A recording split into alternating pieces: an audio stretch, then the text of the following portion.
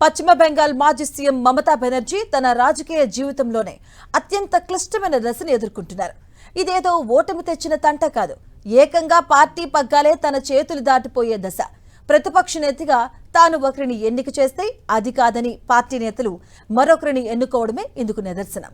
అంతేకాదు, అసలు ఆమెనే పార్టీ నుంచి బయటికి పంపేసి తమదే అసలు టీఎంసీ అని ప్రకటించేలా డెవలప్మెంట్స్ ఫాస్ట్ గా చోటు చేసుకుంటున్నాయి. ఇంతకీ ఇదంతా కేవలం పార్టీలో అంతర్గత విభేదాలతోనే జరుగుతుందా, లేక బీజేపీ వేసిన గేమ్ ప్లానా? Have a look.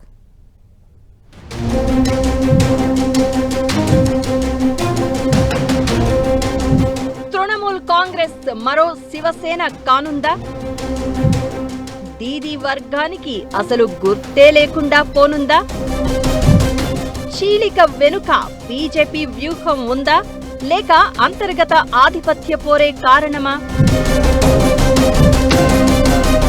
పశ్చిమ బెంగాల్ అసెంబ్లీ ఎన్నికల్లో ఓటమి తర్వాత మమతా బెనర్జీ నేతృత్వంలోని తృణమూల్ కాంగ్రెస్ లో వర్గ విభేదాలు ఒక్కొక్కటిగా బయటపడుతున్నాయి. అవి ఎంతలా అంటే ఆ పార్టీ చీలిక వైపు పయనిస్తోందా అన్నంత తారాస్థాయికి చేరుకున్నాయి. తాజాగా అసెంబ్లీలో ప్రతిపక్ష నేత ఎంపిక వ్యవహారం టీఎంసీలో అంతర్గత విభేదాలను పూర్తిగా బయటపెట్టింది. టీఎంసీకి చెందిన ఓ వర్గం అధిష్టానం నిర్ణయించిన అభ్యర్థికి కాకుండా రెబల్ నేత రితబ్రత బెనర్జీని ప్రతిపక్ష నేతగా ఎన్నుకునేందుకు రంగం సిద్ధం చేసుకుంది. మమతా బెనర్జీ తనకి అత్యంత సన్నిహితుడైన శోభన్ దేవ్ చటోపాధ్యాయను ప్రతిపక్ష నేతగా ప్రకటించడంతో ఈ తిరుగుబాటు మొదలైంది.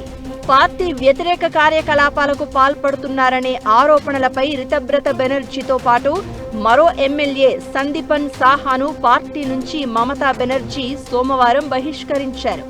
దీంతో 80 మంది ఎమ్మెల్యేలలో 50 మంది వేరుకుంపటి కోసం ప్రయత్నించడం ప్రారంభమైంది.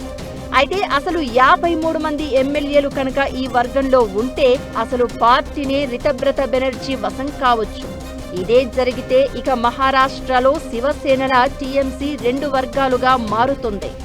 స్వయంగా సస్పెండ్ అయిన ఎమ్మెల్యేలే ఈ మాట చెప్తున్నారు.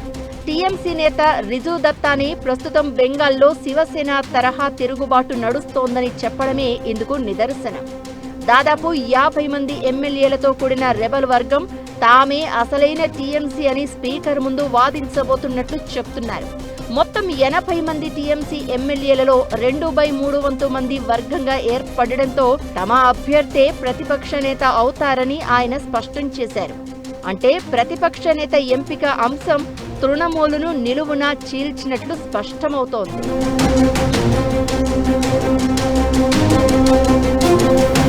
అసెంబ్లీ ఎన్నికల్లో ఓటమితో అధికారం కోల్పోయిన టీఎంసీలో అసంతృప్తి, విభేదాలు రోజురోజుకి ముదురుతున్నాయి.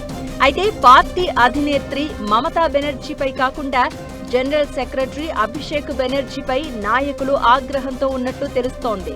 గత ఆదివారం మమతా బెనర్జీ నివాసంలో ఏర్పాటు చేసిన సమావేశానికి ఏకంగా 60 మంది ఎమ్మెల్యేలు హాజరు కాకపోవడంతో కలకలం రేపింది. ప్రస్తుతం కోల్కతాలో అసంతృప్తులను బుజ్జగించి అసెంబ్లీలో పార్టీని కాపాడుకోవడానికి ముమ్మర చర్చలు సాగుతున్నాయి.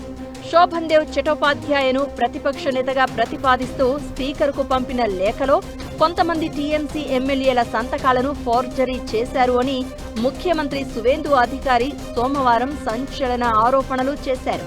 దీనిపై తృణమూల్ ఎమ్మెల్యేలు రితుబ్రత బెనర్జీ, సందీపన్ సహా ఫిర్యాదు చేసినట్టు ఆయన వెల్లడించారు.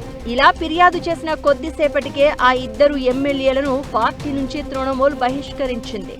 స్పీకర్ కు అందజేసిన ఎమ్మెల్యేల జాబితాతో కూడిన లేఖపై సంతకం చేసింది పార్టీ ప్రధాన కార్యదర్శి అని, ఈ ఫోర్జరీకి అభిషేక్ బెనర్జీయే బాధ్యుడని ఎమ్మెల్యే సాహా ఆరోపించారు. ప్రస్తుతం ఈ అంశంపై పశ్చిమ బెంగాల్ ప్రభుత్వం ఆదేశాలతో సిఐడి విచారిస్తోంది. ఇప్పటికే పలువురు టీఎంసీ నేతలకు నోటీసులు జారీ చేయగా అభిషేక్ బెనర్జీకి కూడా సిఐడి సమన్లు పంపింది.